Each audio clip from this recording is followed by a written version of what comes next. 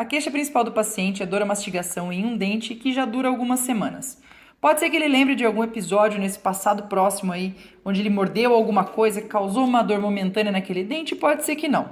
Em alguns momentos esse dente também chega a ter uma certa sensibilidade com frio, mas o que realmente incomoda no dia a dia do paciente, que ele relata, é exatamente a dor quando ele vai mastigar qualquer coisa em cima desse dente.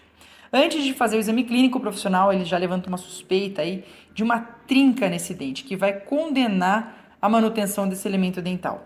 No entanto, ao fazer o exame, ele se depara com um quadro que é muito menos devastador e, felizmente, que pode apresentar um bom prognóstico, que é uma cúspide trincada. Isso acontece normalmente em dentes com restaurações classe 2. Ao exame clínico, o profissional observa então uma linha de trinca na crista marginal mais enfraquecida e outra linha normalmente se estendendo pelo sulco vestibular ou pelo sulco lingual para a região cervical do dente, paralelamente ao sulco gengival. O diagnóstico ele pode não ser conclusivo ainda nesse momento, porque essa linha de trinca na cervical da cúspide nem sempre é visível, porque ela pode estar um pouco subgengival. E a cúspide ainda não necessariamente apresenta mobilidade, deixando então o profissional ainda na dúvida sobre a causa da dor e sobre o diagnóstico conclusivo.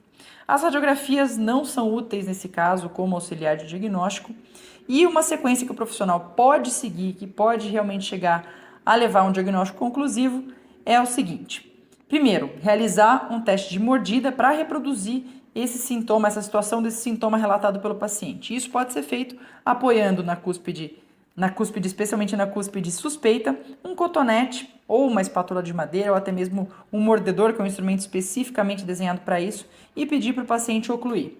Nesse momento, ele vai relatar então incômodo quando ele morder sobre a cúspide suspeita, sobre a cúspide onde existe realmente uma trinca. O segundo passo é realizar o teste térmico, que costuma responder nessa hora normalmente, às vezes acusando uma pulpite reversível. E o terceiro passo é, então, diante desses sinais e sintomas que indicam mesmo essa forte suspeita de uma cúspide trincada, o profissional pode, então, remover a restauração presente para avaliar diretamente a dentina subjacente. Se a fratura da cúspide for um pouco mais antiga, essa trinca ela já pode estar pigmentada e facilmente visível, ou então pode ser usado até mesmo um corante como azul de metileno para ajudar nessa visualização. Essa linha, ela se origina no assoalho da cavidade em um ângulo que se estende até a superfície da raiz subgengivalmente.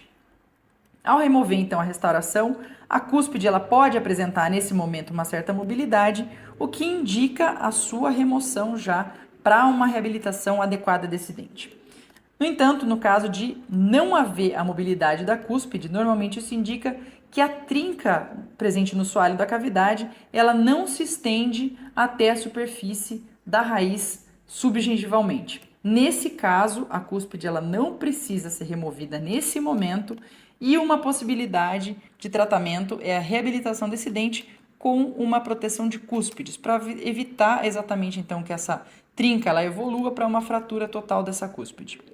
O simples acompanhamento do caso também é uma possibilidade de sequência aí no tratamento. No entanto, é muito provável que, se essa trinca realmente exista, em curto a médio prazo, isso evolua para uma fratura total dessa cúspide. E é interessante observar que no momento em que essa cúspide finalmente se parte, os sintomas do paciente eles são frequentemente aliviados. De uma forma ou de outra, o prognóstico nos casos de fratura de trinca ou fratura de cúspide é favorável na grande maioria dos casos.